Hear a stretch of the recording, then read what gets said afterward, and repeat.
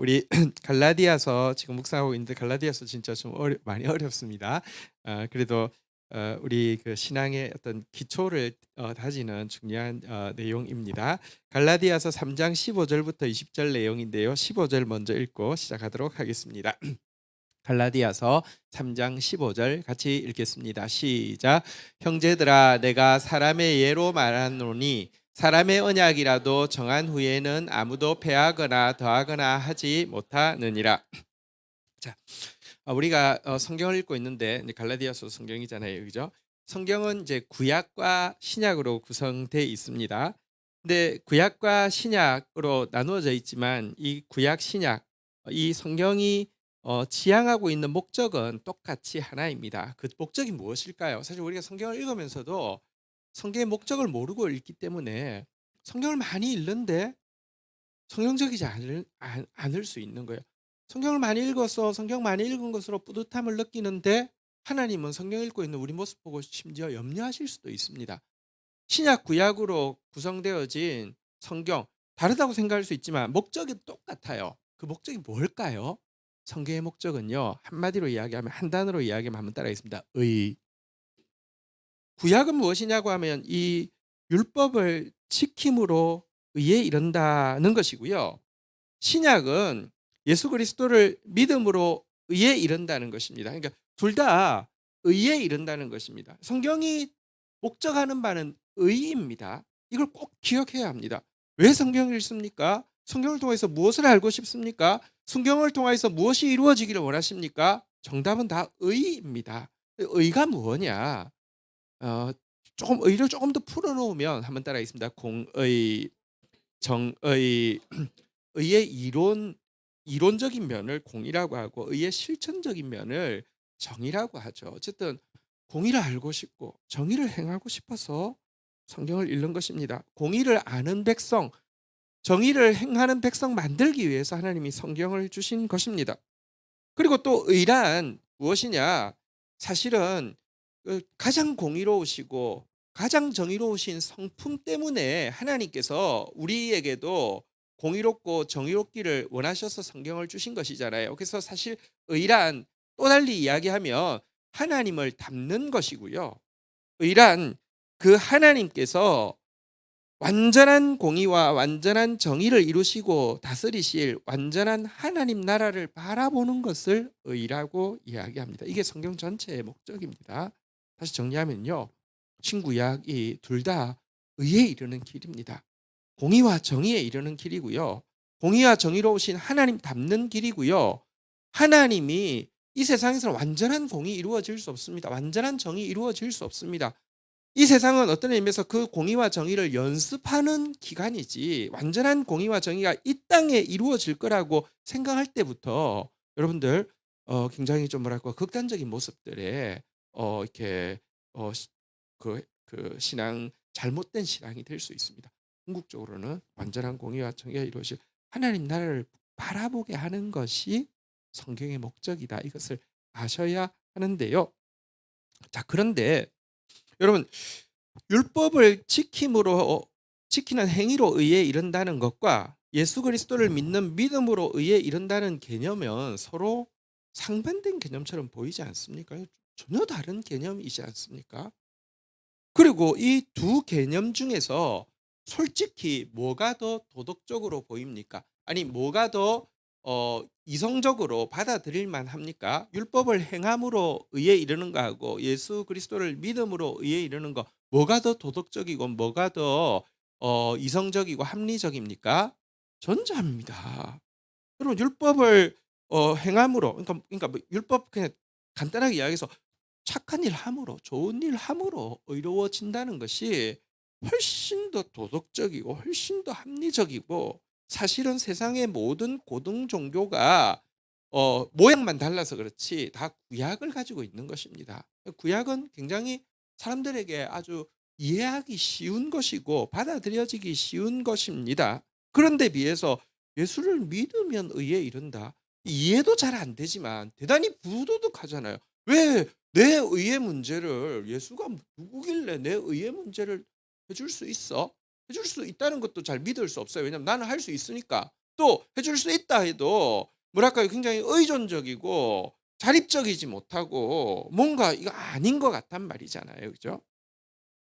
유대인들 이제 구약을 주시고 지금 이제 신약을 주시려고 했는데 유대인들에게 있어서 여러분들 구약 율법을 지킴으로 의에 이르는 건 너무너무 좋았습니다. 사실 할례란 무엇이냐? 이제부터는 율법을 지키는 언약 백성이 되겠습니다라는 표시가 할례거든요. 할례를 받는 순간부터 뭔가 좀 다른 세상으로 들어온 것 같습니다. 또 외적으로 의로워져야지 내면도 의로워질 수 있기 때문에 외적인 것부터 의롭게 하자. 정결례잖아요. 그죠? 남들이 안 하는데 막 정결례에 신경 쓰고 있으면 내가 꽤 의로워지는 같은 느낌이 든단 말입니다. 그리고 여러분 이 의에 대한 종교성을 각성시켜주는 엄숙한 피의 제사제도 여러분 막 피를 막 철철 흘리고 있는 막 그 짐승을 보면서는 뭔가 뭐랄까요 종교성이 막 고양되고 각성이 되어지고 뭐 이런 예배를 드리고 나면 굉장히 내가 의로워지는 느낌이 들고요. 또 특별히 혼자는 자꾸 죄악에 빠질 수 있지만 공동체가 함께 의롭게 살 수 밖에 없게 만들어 줄 것 같은 시스템이 절기거든요. 한번 생각해 보십시오. 절기는 여러분 7 일간 지키는데 올라가는 시간, 내려오는 시간 예루살렘 7일 무조건 가야 된단 말입니다. 올라가는 시간, 내려오는 시간을 하면 보통 보름은 잡아야 되겠죠. 그죠? 보름을 1 년에 3번 예루살렘에 간다. 이거는요. 게임 끝난 겁니다. 그 완전히 그냥 이건 완전히 뭐 거기에 우선순위를 두지 말라고 해도 두는 거예요. 게다가 뭐 안식일 뭐 또 뭐 초하루 뭐 온갖 절기들에는 공동체가 다 같이 하잖아요. 이거 빠지면은 그 뭐 공동체에서 완전히 배제되는 것이니까. 그러니까 이거 뭐 상당히 뭐랄까요? 그 나를 의에 이르게 한다는 효능감이 굉장히 많고 문화적으로도요. 이미 익숙할 뿐만 아니라 그걸 하고 있으면 특별히 훨씬 자기들보다 문화적으로 너무 깨끗하지 않고 그렇기 때문에 당연히 도덕적으로도 전혀 게임이 안 될 거라고 여겨지는 타민족들을 바라보면서 종교적 효능감은 더 높아지는 것이죠. 우월감도 생기고 차별의식도 생기고 이러면서 야 구약 너무 좋아. 야 이 구약을 주신 하나님을 찬양한다. 율법을 지킴으로 의에 이른다. 굉장히 만족하고 있었단 말입니다. 그런데 문제는 만족과 상관없이 워낙에 구약, 신약을 주신 목적이 뭐라고요? 한 단어로 의라고 했잖아요. 그죠? 의가 뭐라고요? 어쨌든 공의를 알아서 정의를 실천하는 것이고요. 공의와 정의의 본체이신 하나님을 닮는 것이고요. 하나님 나라를 기대하고 사모하게 하는 것인데 종교적 효능감은 많지만 여러분 이스라엘 백성들이 의를 아는 데는 실질적인 효능이 전혀 없었다는 거예요. 정의롭지 못하게 되잖아요. 점점 약자들에 대해서요. 그러니까 일단 뭐 완전 뭐 아주 굉장히 교만해지니까 약자들에 대해서는 아주 무한한 여러분 그러니까 그 잔인함으로 이렇게 나타나고 있었고요. 그러니까 그리고 자기들끼리 너무 즐거우니까요. 사실 천국도 필요 없어요. 자기들이 온 인류를 다스리는 세계가 하나님 나라라고 지금도 믿어요. 하나님 나라 필요 없어요. 어, 즐거워하는 거하고 실제 목적을 이루지 못하는 거하고 여러분 근데 목적을 이루지 못하는데 즐거워한다는 것은 이들이 율법을 잘 사용하고 있다는 말입니까? 못 사용하고 있단 말입니까? 못 사용하고 있는 거잖아요. 그죠? 율법을 주신 이유는 이제 밑에 좀 더 설명하겠지만 율법이라는 특별법, 한시적 특별법을 주신 이유는 내가 얼마나 죄인인지 깨닫게 하고 내가 진짜 심각한 심판 안에 있다는 사실을 깨닫게 하고 나를 이 문제로부터 구원할 수 있는 것은 내 스스로가 구원할 수 없고 하나님의 메시아가 와야지만 된다는 사실을 깨닫게 하기 위한 용도로 주신 것인데 다시 말하면 율법 앞에서 회개하고 참회하게 하기 위해서 주셨는데 율법 앞에만 서면 막 뭐랄까요 그 율법이란 거울 앞에서 막 공로주의로 넘쳐나서 나 왜 이렇게 잘났지? 나는 왜 이렇게 깨끗하지? 나는 왜 이렇게 우월하지? 나는 왜 이렇게 대단하지? 이렇게 하고 있어서 효능감은 좋은데 거울 볼 때마다 너무 기분 좋은데 하나님이 워낙 주신 의로부터는 점점 멀어지고 있었다는 것입니다. 이것을 단적으로 보여주는 것이 예수님이 오셨을 때 예수님을 정죄한 죄목이 뭔지 아십니까? 율법을 폐했다는 이유입니다. 아니 율법이 의를 이루기 위한 것인데 그 율법의 본체이신 예수였는데 율법을 폐했다는 이유로 죽인 것이 율법주의라는 거예요. 공로주의라는 거예요. 내가 얼마나 대단한데 감히 나를 뭐 회개하라고 해? 나를 칠한 무덤이라고 해? 나를 저기 지옥의 자식이라고 불러? 감히 율법을 지키는 것을 이렇게 프라이드로 느끼는 바리새인을 이렇게 되었단 말입니다. 자, 그런데 여러분 어쨌거나 이 구약이 지금 보니까 사람들이 신약보다는 구약을 훨씬 좋아하고, 그런데 좋아하지만 실질적으로는 잘못 사용하기가 너무 쉬운 오류가 생길 수 있는 구약을 하나님께서 왜 주셨을까? 지금 갈라디아서 3장에서 이야기하는 바는 무엇이냐고 하면요. 율법을 지킴으로 의에 이른다는 구약을 주셨는데, 사실 이 구약은 사실 모세에 의해서 집대성되었는데, 모세로부터 430년 전 이스라엘 민족의 출발인 아브라함 때 이미 믿음으로 말미암아 이르는 의에 대해서 미리 이야기하셨다라는 이야기를 하고 있습니다. 그러니까 율법이 오류가 생길 수 있는데 오류가 생기지 못하게 사실은 신약이 예수 그리스도를 믿음으로 의에 이르는 이 길이 이렇게 뭐랄까 갑자기 나온 게 아니라 워낙 처음 이스라엘 민족의 출발인 아브라함 때부터 그렇게 이야기했던 것이 이어지는 것일 뿐만 아니라 율법은 그 중간에 특별한 목적을 위한 한시법으로 주어졌다. 이렇게 지금 이야기를 하고 있는 내용이 갈라디아 3장인데요. 자, 여러분 사실 갈라디아 3장의 6절에 그 중요한 내용이 나오죠. 한번 같이 읽어볼까요? 같이 한번 읽도록 하겠습니다. 시작. 아브라함이 하나님을 믿음에 그것을 그에게 의로 정하셨다 함과 같으니라. 실제 성경에 이 구절이 있잖아요. 그죠? 아브라함이 하나님을 믿을 때 하나님이 그를 너 의를 이루었다. 너는 의인이다라고 이야기해 주셨잖아요. 그죠? 이 부분을 한 번 더 좀 보도록 하겠습니다. 자, 아브라함에게 하나님이 부르시고 꽤 시간이 지났는데 12장에 부르셨는데 꽤 시간이 지났는데 아무 변화가 없는 아브라함에게 갑자기 하나님이 나타나셨습니다. 창세기 15장 1절 한번 볼까요? 나타나셔서 하나님 제일 잘하시는 게 있죠. 무엇일까요? 말씀입니다. 하나님 나타나시면 우리는 기적을 원하고 뭔가 이렇게 뭐랄까요? 확 이벤트를 원하는데 하나님은 오시면 주로 말씀하시네요. 한번 같이 읽어보도록 하겠습니다. 시작. 이후에 여호와의 말씀이 환상 중에 아브라함에게 임하여 이르되 아브라함아 두려워하지 말라. 나는 내 방패요 내 지극히 큰 상급이니라. 아브라함이 많이 두려웠어요. 말씀 따라왔는데 아무 일도 일어나지 않으니까 잘못 들은 거 아닌가 이런 두려움도 있었을 것이고요. 진짜 또 정말 아무것도 없잖아요. 자녀도 없고 아무도 없잖아요. 그죠? 두려움이 있었는데 하나님이 나타나셔가지고는요. 한번 따라하겠습니다. 나는 내 방패요. 너의 지극히 큰 상급이니라. 그때 여러분 아브라함이 하나님 앞에 새빨간 거짓말 하고 있네요. 이렇게 이야기하지 않고 2절에 보니까 아브라함이 이렇게 이야기를 했습니다. 2절 한번 볼까요? 읽겠습니다. 시작.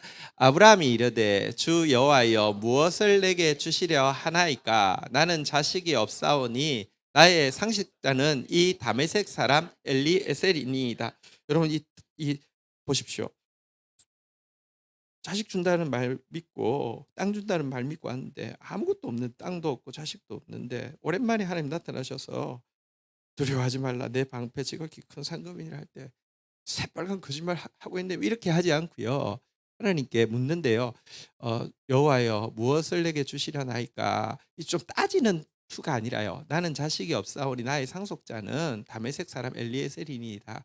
자기 종 중에서 믿을 만한 사람을 자기 양자로 들여서 이 종을 통하여서 자식을 보고 하겠습니다라고 이야기를 하고 있는 내용입니다. 그러니까 이게 나 다 쏘갔어. 하나님 진짜 서운합니다. 뭐 하나님 싸우는 분위기라기보다는 하나님을 믿어드리기 위해서 하나님 면을 세워드리기 위해서 자기가 마음을 열고 정도 뭐 아들이나 다름없지 뭐 하면서 이렇게 그냥 하나님 변호해 드리려는 이런 행동을 하고 있습니다.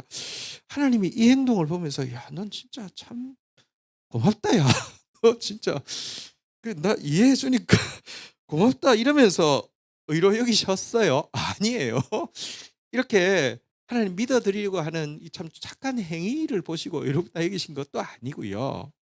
아니 그때 이미 아브라함이 하나님 날 부르셨으니까 내가 뭔가 하나님께 속했다는 어떤 표시를 내가 스스로 내야 되겠어. 스스로 할례를 받고 그때부터 막 손도 잘 씻고 정결례를 행하고 있었던 것도 아니에요. 할례 받기 전이에요. 정결례 하기도 전이에요. 이렇게 이 행위는 진짜 좀 약간 믿음 있는 사람이 예를 들면 목사가 무슨 말을 했는데 그 성도가 목사 면을 세워주기 위해서 이렇게 뭘 좀 이렇게 뭐 해주면 목사 입장에서 고맙지 않겠어요? 하나님 입장에서 고맙지 않겠어요? 야, 넌 진짜 믿음이 참 귀하다. 믿음의 행동. 야, 그래서 의로 여기신 게 아니에요. 이 말을 하니까 하나님께서요 이렇게 이야기하셨어요. 3절 볼까요?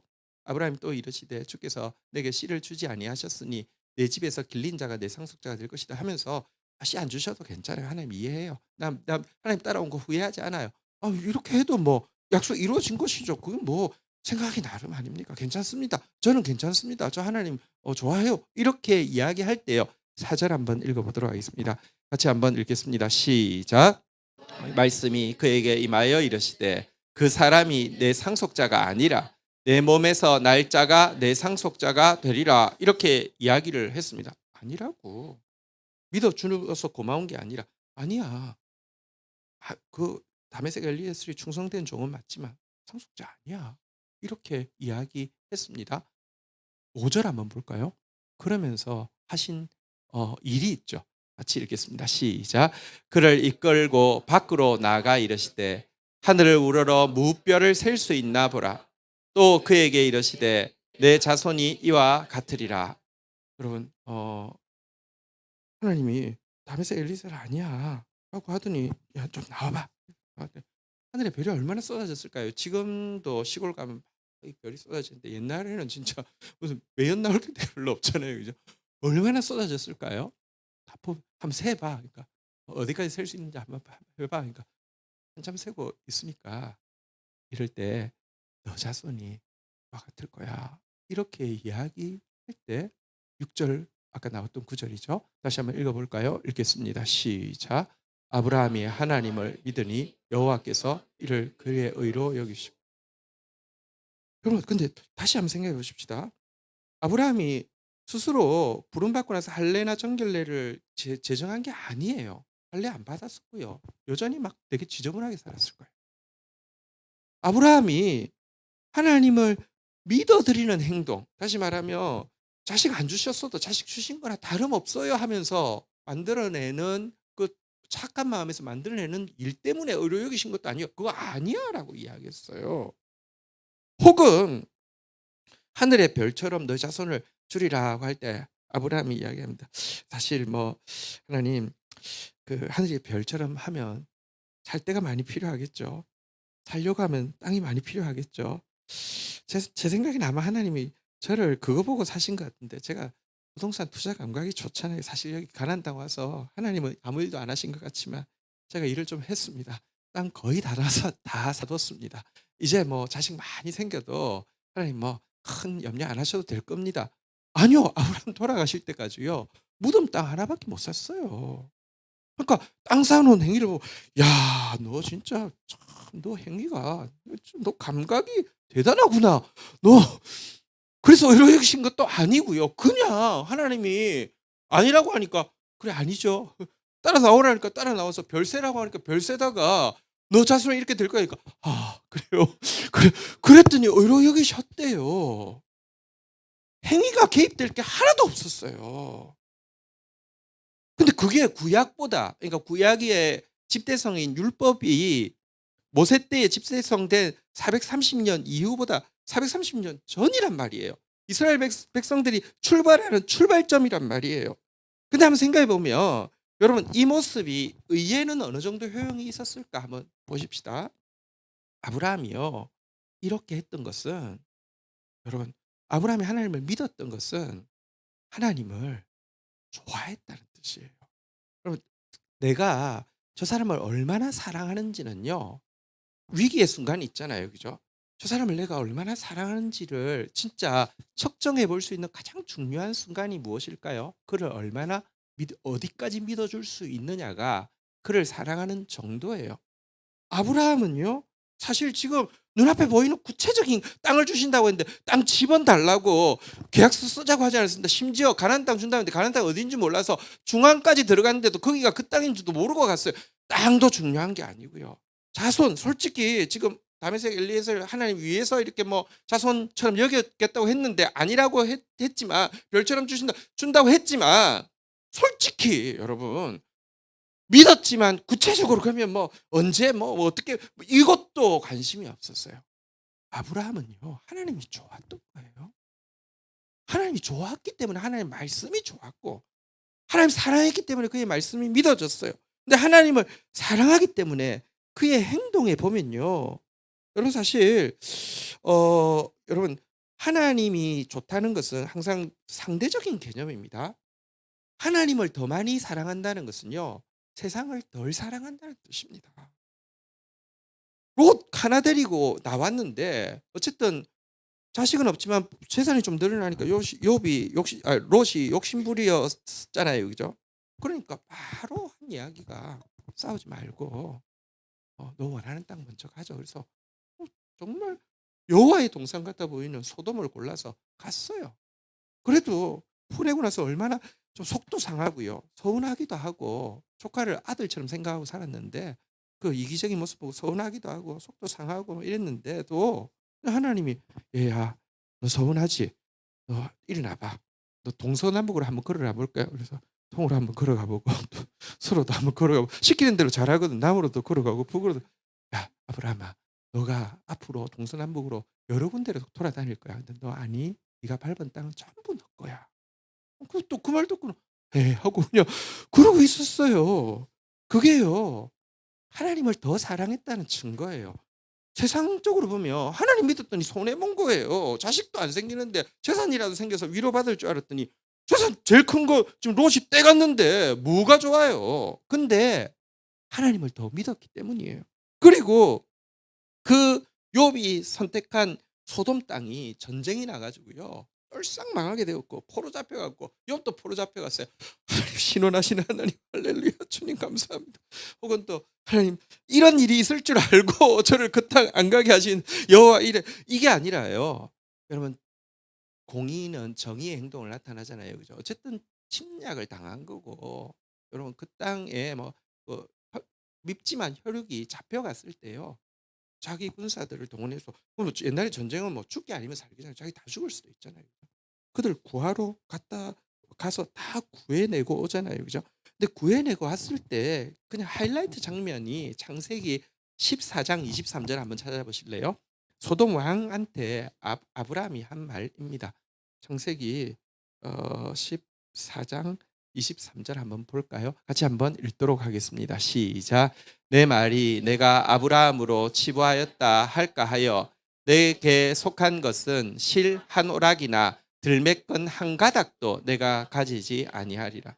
소돔 왕이 고마우니까 재산 다 가지라고 했어요. 근데 이 말은 아브라함이 소돔 왕을 엄청 싫어한다는 뜻이죠. 너에게 속한 거 실 한 오락이 들매건 한 가닥도 안 가지겠다고 했어요. 왜냐고 하면 소돔 고모라 땅이 얼마나 타락한 땅인지 알고 있었기 때문이에요.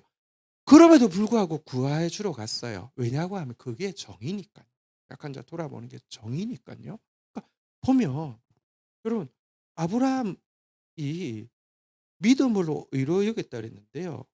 아브라함 정결례 한 것도 아니고요. 아브라함의 행위가 뭔가 우리 그렇잖아요. 좋아하는 건 뭔가 업적으로 나의 효능 가치를 증명해 주고 나면 저러니까 하나님이 축복하시지 뭐 이런 거 좋아한다. 그것 자체가 사실 구약적인 개념이잖아요. 구약을 더 좋아한다니까요. 근데 그거 아니었잖아요. 근데 하나님 믿으니까 하나님 좋아하니까 공의와 정의가 그를 통해서 나타나고 세상보다 하나님 나라를 소망 두어서 나이를 계산해 보면 아브라함 집에 이삭이 태어나고 야곱까지 태어났어요. 3대가 텐트에서 살았어요. 뭐 가다가 막 부딪히고 막 할배 어좀 조심하소 뭐 이러면서 서로 왔다 갔다 하고 해도요 소용없었어요. 더 나은 본향을 바라보고 하면서 그 살았어요. 하나님 나라를. 그러니까 여러분 믿음으로 의에 이른다는 게 갑자기 나온 개념이 아니라 처음부터 있었던 개념이라는 거예요. 그러면 지금 이야기하는 내용이 무엇이냐 간단하게만 한번 볼까요? 오늘 본문 다시 15절에 보면요. 형제들아 내가 사람의 예대로 말하노니 사람의 언약도 정한 후에는 아무나 폐하거나 더하거나 하지 못하느냐. 예를 들어 한번 보십시오. 중요한 뭐 예를 들면 계약서랄지 아니면 특별히 유언장 같은 거 여러분 하고 나면 결정하고 나면 그 폐지할 수 없잖아요. 그죠? 자, 그렇다고 하면 16절 한번 볼까요? 같이 한번 읽도록 하겠습니다. 읽겠습니다. 시작. 이 약속들은 아브라함과 그 자손에게 말씀하신 것인데 여럿을 가리켜 그 자손들이라 하지 아니하시고 오직 한 사람을 가리켜 내 자손이라 하셨으니 곧 그리스도라. 그럼 보십시오. 율법이 있기 전에 아브라함과 계약을 맺으셨는데 너와 내 자손과 계약을 맺겠다. 언약을 맺겠다 했는데 이 자손이 원어로 보면 단수로 되어 있어요. 한 사람만 지목하고 있어요. 근데 그 한 사람이 누구냐? 예수님이에요. 사실은 이 계약은 이미 예수님과 이 모세 시절 훨씬 전부터 이 유언장은 예수님과 더불어 작성된 것이다. 그러니 어떻게 폐지되겠느냐? 17절 한번 볼까요? 같이 한번 읽겠습니다. 시작. 내가 이것을 말하노니 하나님께서 미리 정하신 언약을 430년 후에 생긴 율법이 폐기하지 못하고 그 언약을 헛되게 하지 못.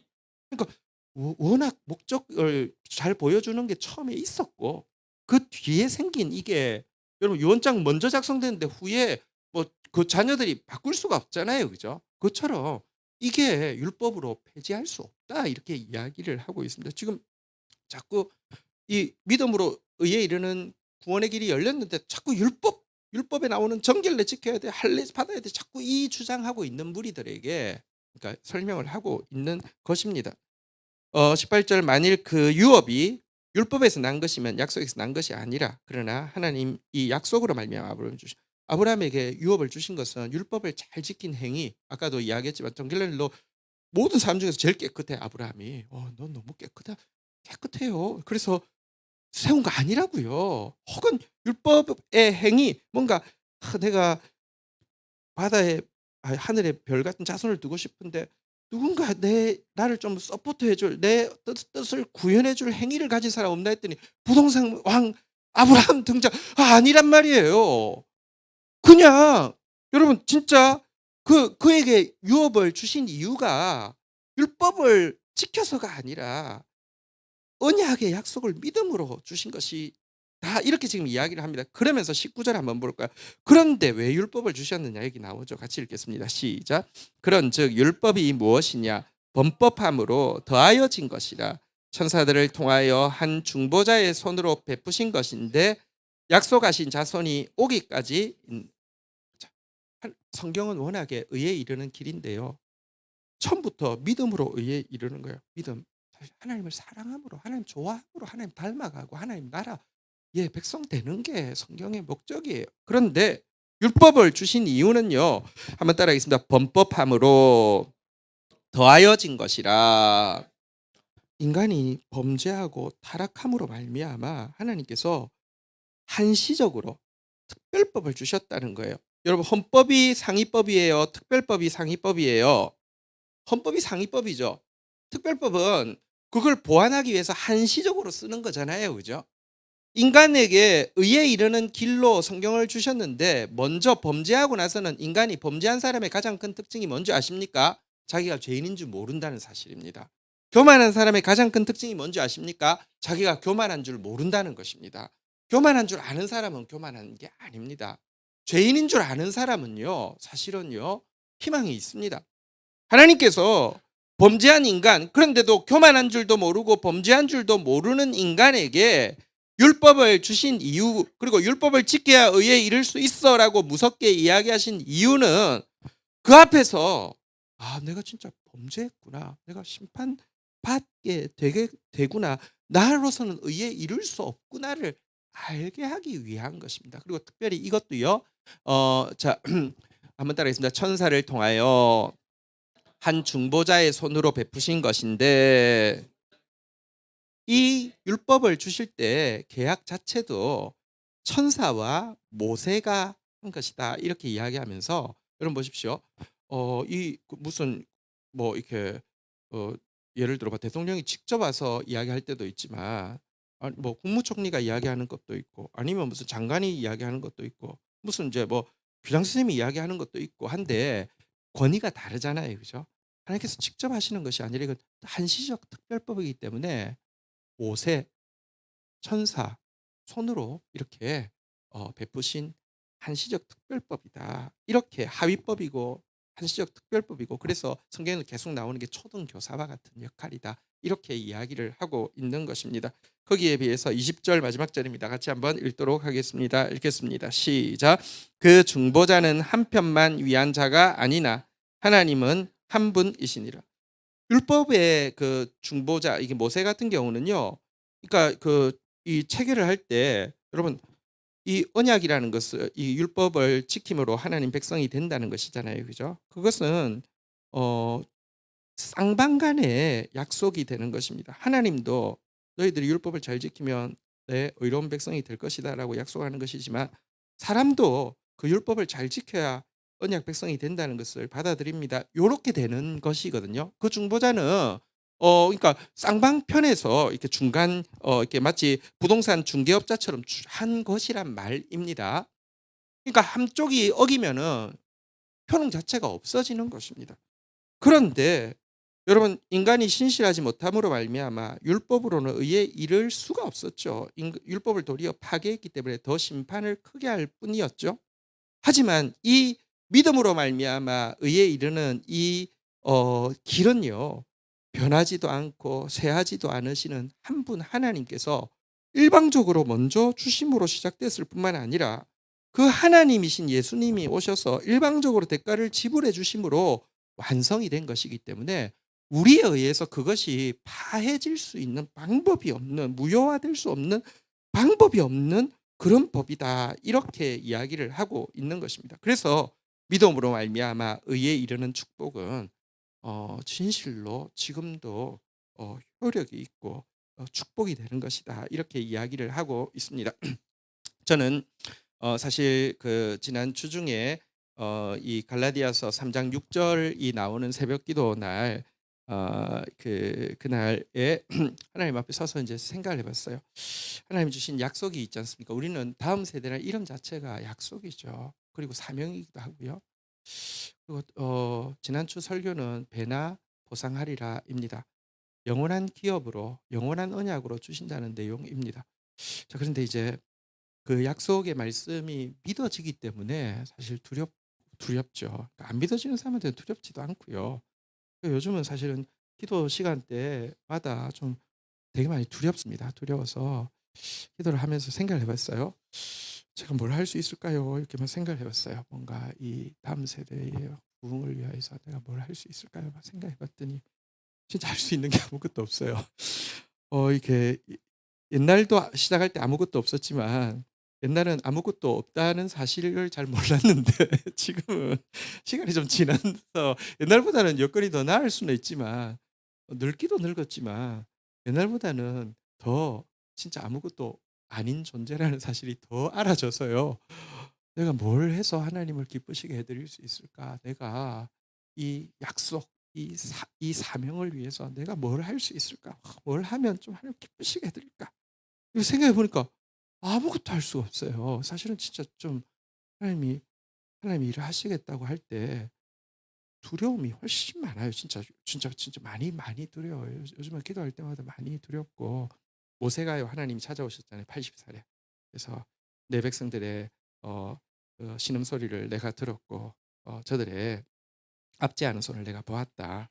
그래서 내가 너를 보내서 내 백성 이스라엘을 구원하려 한다 할 때 하나님 앞에 모세가 뭐라고 이야기했습니까? 주여 보낼 만한 사람을 보내소서 저는 아닙니다. 이렇게 이야기했는데 그 말이 내 말입니다. 진짜 정말 무서워서 뭘 진짜 아무것 뭘 어떻게 해야 될지도 모르겠어요. 그냥 근데 뭐 하나님 말씀 안 하셨는데 제 스스로 막 그러면 그건 웃기지만 하나님 말씀하시고 계신 것이 느껴지고 믿어지기 때문에 사실 좀 저한테는 심각해요. 근데 그 아침에 이 본문이 딱 보는데 다시 한번 볼까요? 마지막 읽고 마치도록 하겠습니다. 같이 읽겠습니다. 시작. 아브라함이 하나님을 믿음에 그것을 그에게 의로 정하셨다 함과 같으니라. 내가 남들보다 좀 더 하나님 보실 때 깨끗해서? 아니요. 내가 남들보다 하나님을 좀 변호해 드리고 하나님을 좀 합리화를 잘해 드려서 하나님이 좀 부담 없이 좀 쓰실 수 있어서? 아니요. 그거 진짜 원하지 않아요. 옛날에는 제가 장난 콤플렉스가 있어서 약간 그렇게 해 드리는 게 효도인 줄 알았어요. 하나님 안 하셔도 내가 알아서 다 해 드리는 게 효도인 줄 아니요. 하나님 그거 되게 불쾌하게 생각하세요. 내가 무언가 하나님 일하실 때 서포트를 빵빵하게 할 수 있는, 응? 부동산 왕 아브라함처럼 뭔가 할 수 있어서요? 아니요. 근데 아브라함 그냥 따라 나와서 하늘 보고 해 하고 믿었더니 의로 여기셨다. 그리고 믿었더니 자꾸 하나님 닮아가더라. 하나님이 지연아, 나는 네가 나를 믿는 거, 나를 그냥 좋아하는 거, 내 나라를 포기하지 않고 바라보는 거, 딱 그거면 돼라고 이야기하시는 것 같아서 그날 아침에 되게 많이 위로도 되고 그냥 좀 생각이 많이 단순해졌어요. 어, 이것이 성경이고 이것이 성경이 우리에게 성경을 우리에게 주신 목적이었습니다. 믿음으로 예, 이릅니다. 할렐루야. 자리에서 일어서시겠습니다. 우리 찬양하면서 하나님 앞에 나가도록 하겠습니다.